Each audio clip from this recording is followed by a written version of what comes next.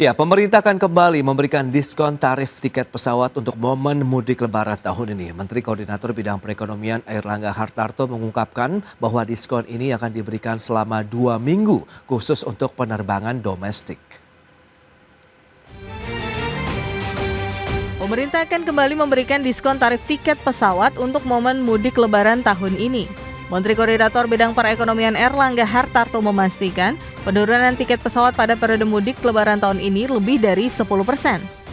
Airlangga menyampaikan diskon harga tiket pesawat akan berlaku selama 2 pekan. Libur Lebaran 2025 akan berlangsung selama 11 hari berturut-turut, yakni pada 28 Maret hingga 7 April 2025. Nantinya jadwal pemberlakuan diskon tarif pesawat akan ditentukan oleh Menteri Perhubungan. Nah, pemerintah sendiri sudah mendorong, sudah diumumkan oleh Bapak Presiden bahwa akan ada diskon tiket pesawat yang angkanya akan diumumkan di atas 10%. Kemudian tarif tol juga akan ada, kemudian kegiatan pariwisata mudik dan juga mudik bersama Kementerian Perhubungan tentunya, BUMN dan yang lain. Dan juga dari perhubungan akan ada terkait dengan angkutan laut. Selain kebijakan penurunan tarif tiket pesawat, Airlangga juga memastikan ada paket diskon jalan tol yang mencapai 20% pada hari-hari tertentu selama periode Ramadan hingga Lebaran. Selain itu, pemerintah juga menyiapkan program pariwisata mudik Lebaran seperti mudik gratis bersama perusahaan BUMN dan mudik gratis yang disediakan oleh Kementerian Perhubungan. Dan yang terakhir, pemerintah juga menjanjikan stabilisasi pasokan dan harga pangan selama periode Ramadan dan Lebaran 2025. Dari Jakarta, Wenda Nura dan di Bernadi, IDX Channel. Ya, pemirsa, untuk membahas tema kita kali ini, efektivitas diskon tiket pesawat di musim liburan tahun 2025, kita sudah tersambung melalui Zoom bersama dengan Bapak Gary Suyatman, pengamat penerbangan. Halo Pak Gary, apa kabar? Baik. Terima kasih Pak Gary atas waktunya. Kemudian sudah bergabung juga Pak Bayu Sutanto, beliau adalah Sekjen Indonesia National Air Carriers Association atau INACA. Halo Pak Bayu, apa kabar? Baik, Mas Pras. Kabar baik. Kabar baik Pak, terima kasih atas waktu yang disempatkan. Pak Bayu, sebelum membahas lebih jauh, bagaimana update dari Anda terkait dengan kondisi dari industri penerbangan saat ini, begitu di awal tahun 2025, apakah memang sudah ada tren yang cukup positif nih untuk industri penerbangan nasional kita? Ya baik, kalau kita kan sekarang sudah melewati quarter 1 ya.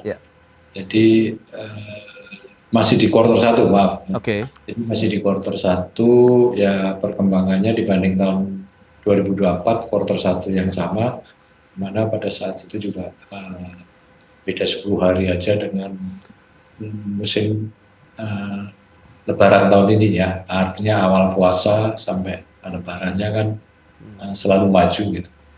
Jadi pertumbuhannya sih nggak terlalu signifikan ya.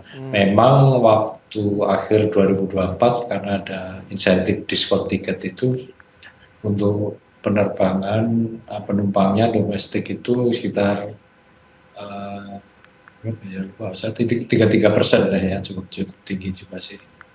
Karena liburan itu.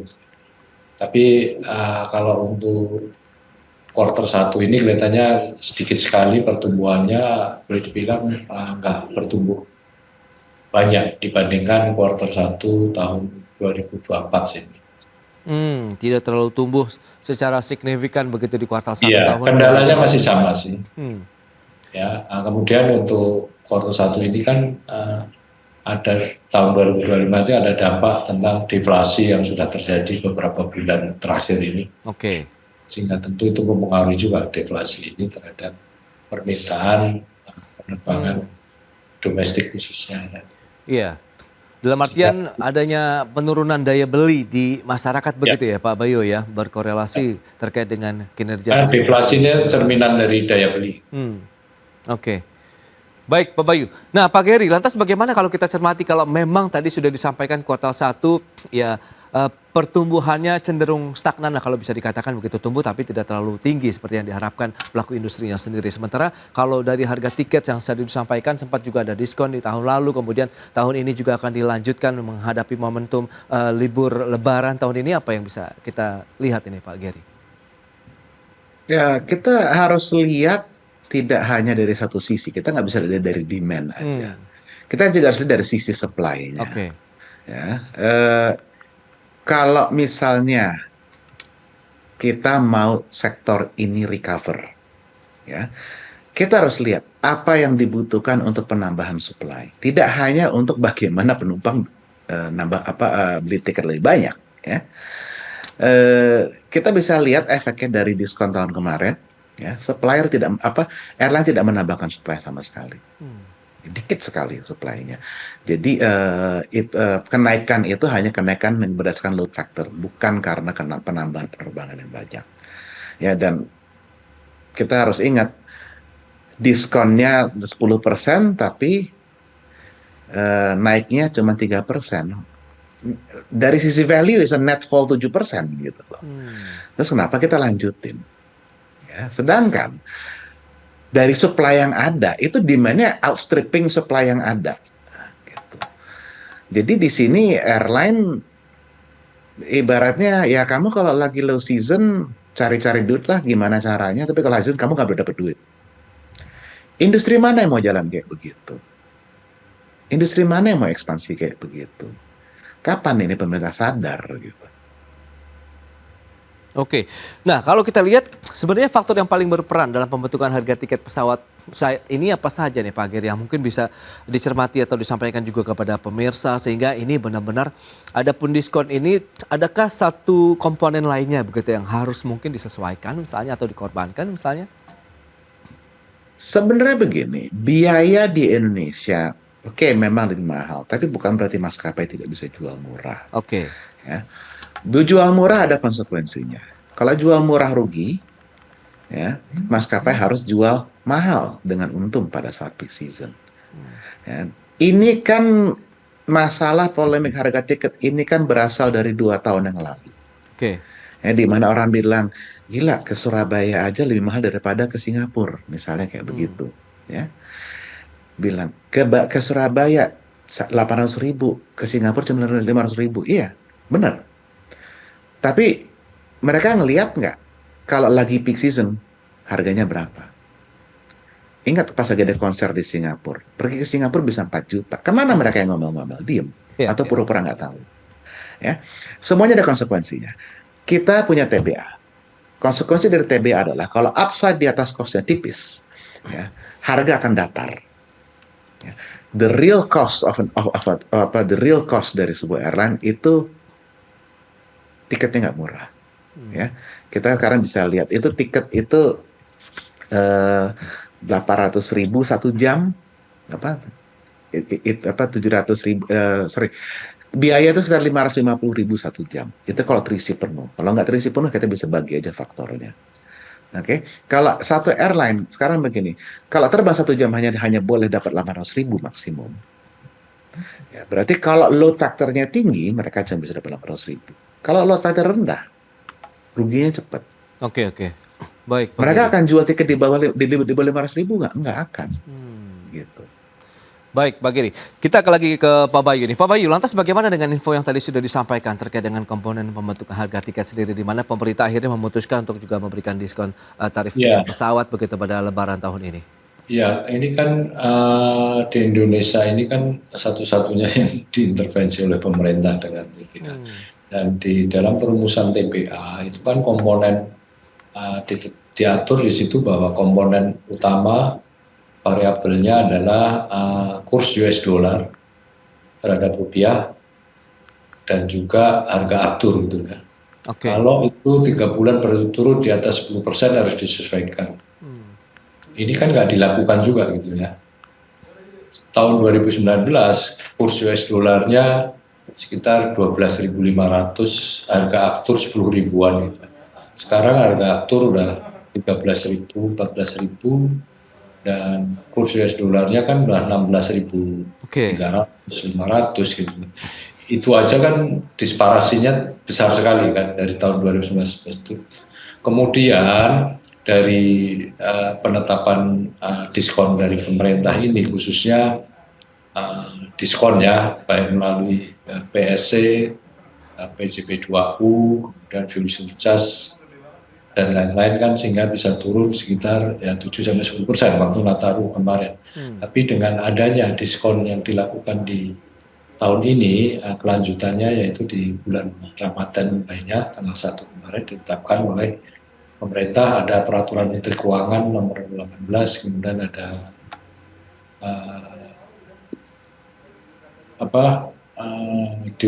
peraturan Menteri Perhubungan nomor 19 itu mengatur tentang lanjutan kebijakan terkait diskon, ditambah PPN ditanggung pemerintah gitu Pak. Oke. Jadi ini kan diskonnya ini atau turunnya harga tiket menjadi 12-13% lah, di atas 10% kan, 12-13%. Ini kan menunjukkan bukti bahwa kalau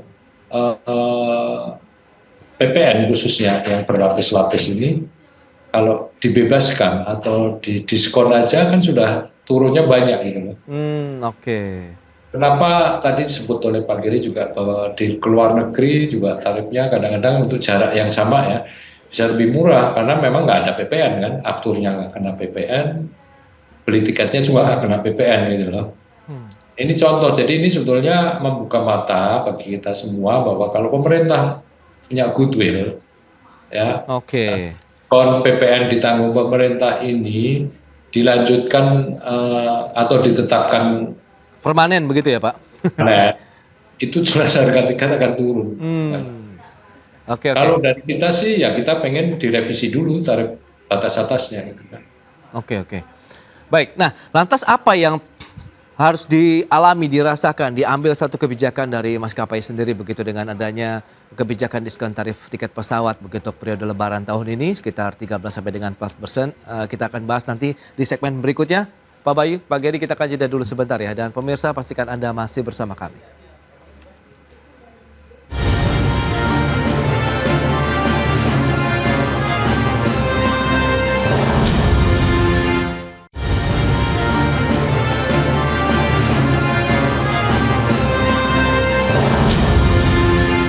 Ya, terima kasih Anda masih bergabung bersama kami dalam Market Review. Pemirsa, berikut ini kembali kami sampaikan data untuk Anda terkait dengan keberangkatan penumpang penerbangan domestik seperti yang bisa Anda saksikan dari tahun 2020 sampai dengan 2024. Trennya terus berkembang ataupun bertumbuh ya dari 32,39 juta, kemudian di tahun 2024 menjadi 63,69 juta untuk keberangkatan penumpang penerbangan domestik. Berikutnya, komponen penyusun tarif penerbangan berjadwal domestik itu apa saja? Ada tarif jarak, kemudian pajak, iuran wajib asuransi, dan biaya tambahan atau surcharge. Baik, kita akan lanjutkan kembali perbincangan bersama dengan Bapak Bayu Sutanto, Sekjen Inaka, kemudian ada Pak Geri Suyatman, pengamat penerbangan. Baik. Dengan beberapa informasi yang tadi sudah disampaikan, keberangkatan penumpang domestik kita terus bertumbuh. Kemudian ada komponen pembentuk tarif penerbangan. Ini yang menarik Anda sampaikan, Pak Bayu, tadi terkait dengan PPN. Kalau misalnya memang diskon tarif yang diberikan 13 sampai dengan 14% tadi yang Anda sempat mention begitu, ini tidak jauh berbeda dengan pengenaan tarif pajak dari PPN begitu. Apakah ada informasi diskusi begitu bersama dengan pemerintah kalau memang PPN DTP ya sebaiknya dipermanenkan saja sehingga memang ya akhirnya membentuk harga tiket pesawat yang terjangkau, yang murah begitu Pak Bayu? Ya, jadi waktu rapat beberapa kali termasuk waktu rapat diskon tiket Nataru dan juga untuk bulan Lebaran tahun 2025 beberapa minggu yang lalu sih rapatnya, kita sih ngusulkan hal itu gitu Pak. Tapi dari pihak Kementerian Keuangan khususnya yang hadir pada saat rapat itu ya masih bulat lah gitu. Tapi itu sebetulnya kan kebijakan yang sistematis gitu ya, jadi harga tiketnya pun sistemik juga akan turun. Baik, nah Pak Geri, kalau Anda melihat bagaimana tadi dengan usulan yang disampaikan Inaka, kalau memang ya ada satu insentif PPN DTP misalnya begitu untuk membentuk harga tiket pesawat sehingga akhirnya membentuk harga yang tidak mahal lagi begitu untuk pesawat di Indonesia? Ya, PPN itu kan berdasarkan nilai di atas basic fare-nya yang terjadi. Ya, masih banyak komponen-komponen lain lagi gitu, yaitu PPN terhadap PSC, bahan bakar, semuanya ya. Sekarang ini beban yang dilimpahkan ke penumpang dari biaya di luar basic fare itu udah lebih dari 30%. Nah, jadi hampir sepertiga dari apa yang kita bayar itu bukan ke airline. Untuk rute itu untuk rute pendek, untuk rute panjang itu sekitar 20%. Ya. Ini yang bingung terus kenapa kok airline dibatasin nggak boleh naikin harga. Ingat, tarif batas atas itu peraturannya ada rumusnya. Total cost tambah 10% margin dibagi load factor 75%.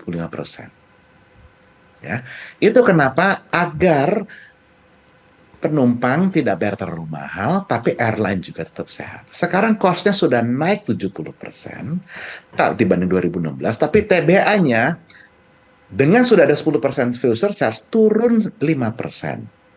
Gimana sekarang konsekuensinya? Yang ada apa yang akan terjadi? Airline tidak akan buka rute domestik, airline akan buka rutenya internasional. Kenapa nggak kena PPN, nggak kena TBA, nggak kena TBB? Ya, yang rugi siapa? Negara sendiri nanti. Gitu. Jadi, PPN ditiadakan itu akan lebih murah. Tapi jangan lupa, ya dasarnya apa dulu? Dasarnya adalah basic fare-nya. Basic fare-nya harus diubah. Kalau saya paham kenapa airline coba mengusulkan relief terhadap konsumen melalui pajak.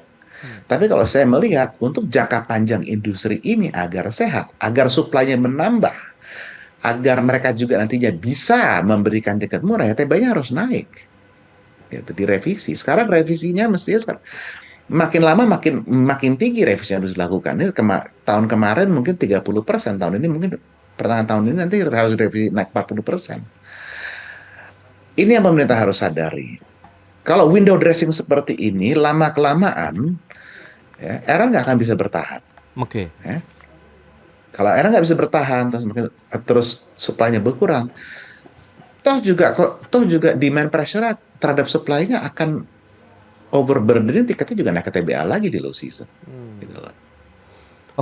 Pak Geri, misalnya dengan adanya diskon tiket pesawat ini, Anda melihat atau memproyeksikan begitu akan ada kenaikan jumlah penumpang yang signifikan pada saat musim libur Lebaran tahun ini, mengingat demand-nya setiap tahun kan selalu bertumbuh begitu. Tapi dengan kondisi yang ada saat ini kita tahu ada beberapa hal begitu di mana kondisi masyarakat begitu daya beli yang sedang menurun, kemudian ada PHK massa yang terjadi di sejumlah industri. Anda melihat ini akan tetap memberikan satu ya memang sinyal positif untuk bisa mendorong lagi begitu jumlah penumpang yang menggunakan angkutan udara. Setiap Lebaran sudah pasti demand outstrip supply-nya. Ya. Jadi kalau kita melihat jumlah total penumpang, ya kita lihat dari berapa yang disuplai oleh si maskapai. Udah gampang, itu rumusnya gampang aja. Ya. Tapi yang kita harus lihat adalah bukan kenaikan pada saat Lebaran, bukan kenaikan dibanding Lebaran tahun kemarin. Ya, yang kita lihat adalah perbedaan antara regular travel dan Lebaran travel. Ya, kita compare dengan moda transportasi lain juga. Ya, kembali lagi, Nataru dibilang sukses, ya naik 3%. Iya, benar naik 3%. Tapi kalau kita compare dengan pure Nataru traffic tahun sebelumnya, naik berapa? Less than 3%. Gitu loh. Jadi kembali lagi, karena ini kenapa saya gunakan istilah window dressing gitu. Ya, ini kebijakannya untuk memperlihatkan ya kita peduli, kita coba memulihkan, tapi di belakangnya mereka sebenarnya they don't know what they're doing gitu loh. Ya, ini tahun kemarin di Satgas aja gitu, yang Satgas harga itu yang sampai sekarang masih gitu-gitu aja nggak bisa nyelesaikan, ya itu di meetingnya nanya, tolong dong bisa turunin nggak, saya nggak tahu cara gimana. Maaf Pak, LCC artinya apa? Maaf Pak, PSC artinya apa? Ya, itu aja mereka nanya, terus mereka disuruh nurun harga tiket. Terus yang ada apa? Karena disuruh terima gitu aja. Oke lah, dalam jangka pendek bisa. Tapi kalau jangka panjang airline nggak bisa survive, siapa nanti disalahin? Mau disalahin airline lagi, bilang kamu tidak efisien dan lain-lain. Nggak mungkin juga. Ya. Baik, baik Pak Geri. Nah, Pak Bayu, dengan informasi yang tadi sudah disampaikan begitu, Anda melihat bagaimana potensinya berarti kalau kita melihat angkutan udara di momentum Lebaran tahun ini, apakah akan efektif kalau kita bicara mengenai efektivitas adanya diskon tiket pesawat begitu kalau kita review mungkin dengan kebijakan serupa yang dilakukan pada saat libur Nataru tahun lalu, Pak Bayu?